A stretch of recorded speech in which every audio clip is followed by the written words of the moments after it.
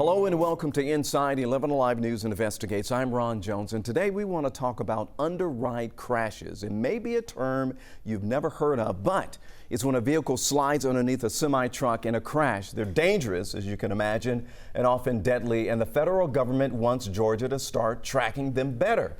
11Alive News senior investigator Rebecca Lindstrom joins us now as we go inside her investigation to find out why. And this is a type of accident that could happen to anybody. You could be doing the right thing, paying attention to the road, and then bam, someone hits you, causes your car to spiral and then slam into and under a semi-truck.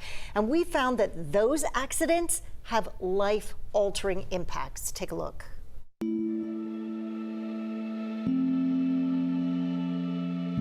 That's Taraja. Akili Ramses will probably never watch this story, even though she agreed to sit down for an interview.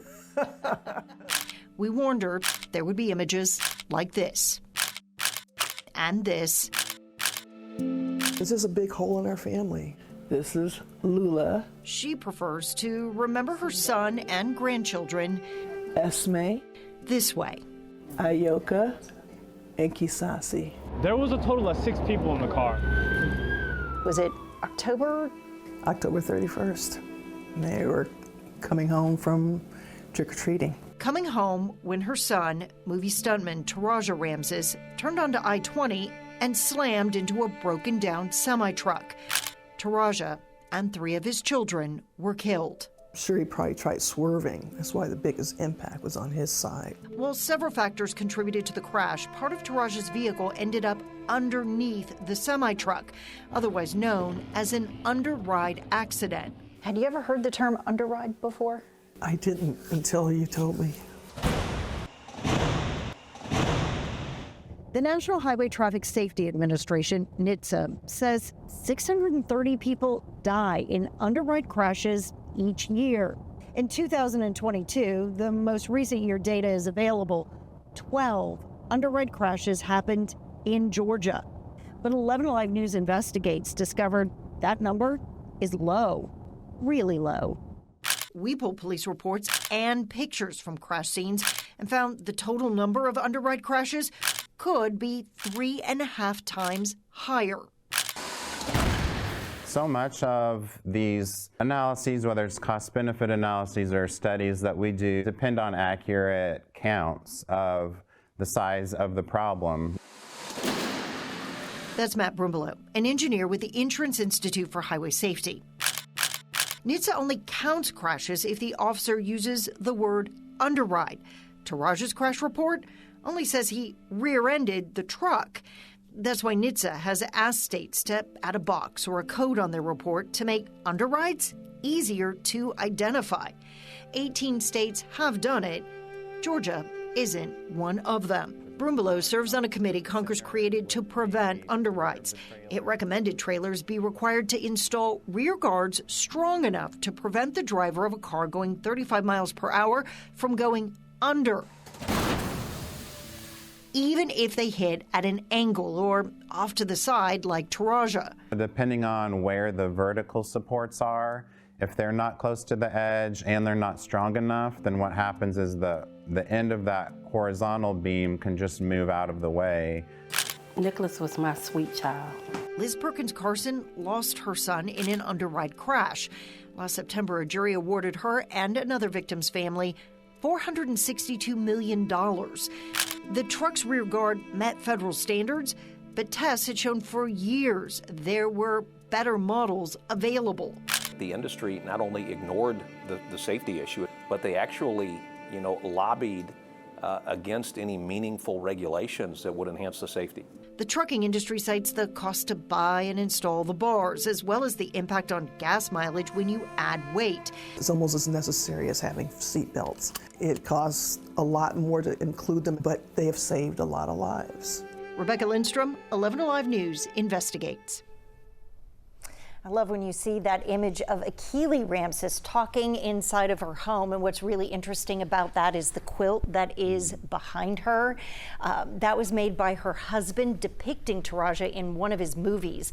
Taraja was actually a well-known and loved stuntman who lived here in Georgia. He's probably best known for his work as a Black Panther stuntman. So it was really kind of his case, and all of the love and outpouring that went around him that made us look closer at what happened in that crash and realize that he was one of these underride cases. Well, because of his status, you know, his status in Hollywood. So let's go back to the jury settlement where you talked about this in the story. So we're talking about $462 million. Lots of money. Yeah, lots of money. Now, this was a case out of Missouri. It was appealed, and the amount was actually later reduced to about $120 million for the deaths of Nicholas Perkins and Tyrone Taylor. But let me give you a little bit more context on that original sum. We've kind of got the math here. $12 million of that was compensatory damages. That's money to pay for things like medical bills, funeral costs, and lost wages. But the bulk of this was punitive damages. That is the money awarded by a jury to make a statement. In closing arguments, an attorney for the families told jurors the company could have spent about $15 million to install safer rear guards, but made and stuck with the decision for 30 years not to do so.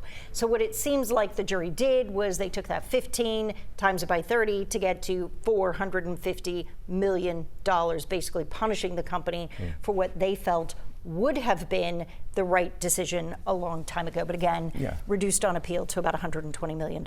You know, that's really interesting, but let's talk about Georgia. Why isn't it regulated, or why isn't it tracked, at least, right here in Georgia? Well, you even talked about your own experiences in law enforcement and coming up on these accident scenes. And, you know, if there isn't a box on the form that says underride, you might not have even thought to note that in the report itself. You might have said that this was a rear-end crash, and that's exactly what happened in Taraja's case. And so when I went to the state of Georgia and I just asked them, why aren't they creating a box for this? At first, they kind of seemed unaware that the federal government had even asked states to do this. And then they looked into it a little bit further, and they, you know, said, oh, okay, you're right. This was something that they've asked us to do as part of the minimum reporting criteria. And so they do have committee meetings on a monthly, quarterly basis, and they have said that in their next executive committee meeting, they will be discussing this issue and deciding what to do, and that meeting could come up either late May or early June. But it is the director of the Governor's Office of Highway Safety that says, you know, anyone can make this recommendation and put it out there. So when we kind of raised the issue and asked the questions, that's when they said, yeah, I mean, let's go ahead and talk about this. Yeah, this is so important, a very important issue, especially when it comes to public safety out there. And as you know, whether you're driving on Georgia 400, you're driving on 75, 85, or 285, it can be an issue. Now, I feel like we've talked a lot about crashes, about when a vehicle actually slams into the back of a truck, but I know that you've also been looking into crashes that come from the other side as well. Let's talk about this. Let's take a look. We have all passed those accidents. The ones where the cars are so mangled, you know, it is unlikely anyone survived. A car crashing into the side of a tractor trailer tends to be one of them. Bumpers, airbags, seatbelt tensioners, they don't work in that kind of a crash because the first point of impact, which would trigger that, is at the windshield. Marianne Carth lost her two daughters more than a decade ago when a truck hit her car on I-20, sending it into another tractor trailer. To have all of a sudden to have lost my children and just in the blink of an eye and not be able to say goodbye. That pain fueled Carth to become a fierce safety advocate. Our sister station in Tampa Bay caught up with her on a rainy day as engineers showed how a tractor trailer side guard could save lives. Oh, yes! You didn't pass the windshield. You see that? There's really no chance of injury. Aaron Kiefer helps recreate accidents, and he says his guard can keep a vehicle, pedestrian, or bike from sliding under. It's a side impact guard that also ties into the rear of a trailer so that the trailers guard it around the entire periphery. The federal government requires a bar on the back of the truck, but when it comes to the sides, There are currently no regulations at all for side underride guards in the U.S. Matt Brumbelow, Kiefer, and Karth serve on a committee Congress created to prevent underrides. The majority recommended the federal government mandate side guards too. This is a very passionate group here in this meeting. But those on the committee representing the trucking industry don't agree. They argue a good design to protect bicyclists and pedestrians is different than what's needed to stop a car. There are no side underride guard designs right now that fit the bill. The added weight could mean less cargo capacity. There are worries about ground clearance as a truck crests a hill and, of course, cost. When you go and spend a lot of money on one particular solution, that's money that cannot be spent on another solution that may be more effective and save more lives. And there's a big disagreement over how many lives are impacted by these crashes each year. The federal government estimates that by installing side guards, 17 people would be saved each year. But there are people on the committee who feel that's low, that the federal government didn't calculate that number correctly.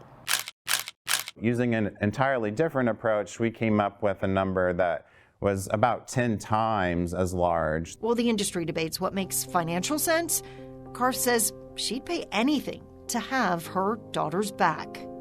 It's a slap in the face when you lose a loved one like this and you learn it's preventable. That makes you very angry and frustrated. Rebecca Lindstrom, 11Alive News investigates.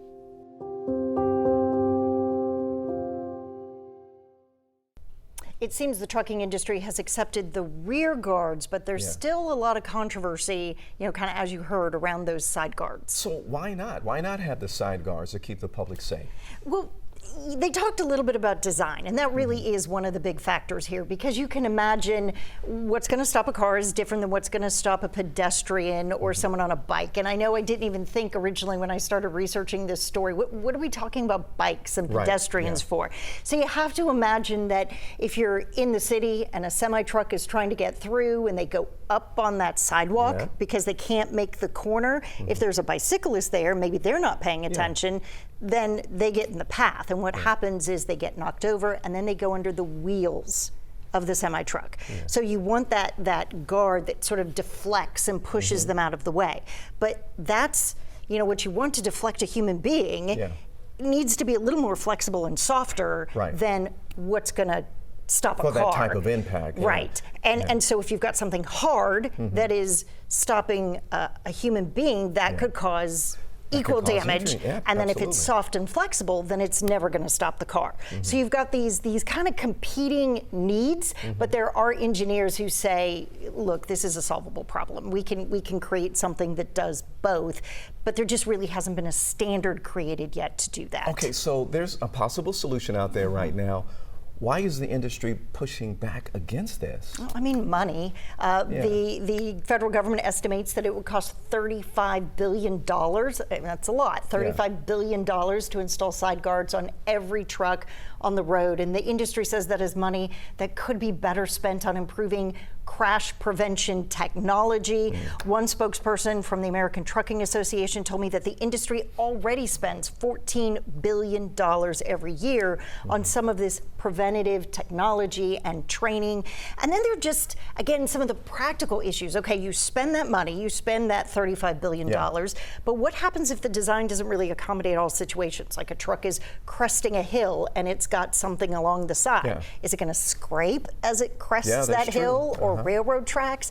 You've got some of these beds that get stacked when they're being stored, or if you've got side guards, are you going to be able to stack it? So now does the industry have to come up with new places to store these vehicles because they can't stack them? So there are a lot of nuances in this that have to be sorted out, maybe with the side guards that aren't as much of an issue or a problem as the rear guards. Yeah, but I'm just thinking, I'm sure there's some really smart engineers out there, maybe a little bit of artificial intelligence that could help kind of figure all that out. So what happens next? Where do we go from here? So you heard us talking about the ACUP, the committee. They've issued their report, and now it's really up to Congress. It is up to Washington, D.C., those leaders to decide if they want to listen to their recommendations and if they want to act on those. as we were talking earlier about just how often does this happen, that is where the data becomes so important.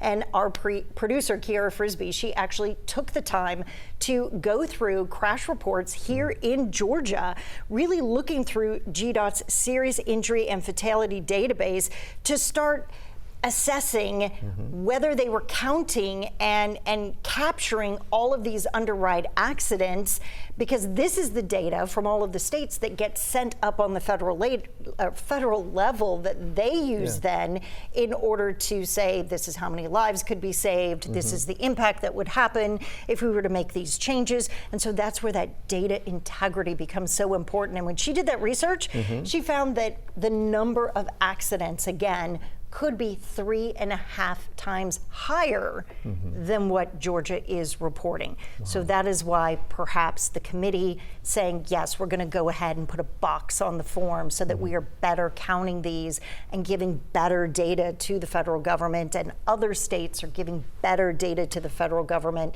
that then we'll really be able to understand how often this is happening. And then, no, I mean, should we be pushing harder for the trucking industry to spend that money on these guards?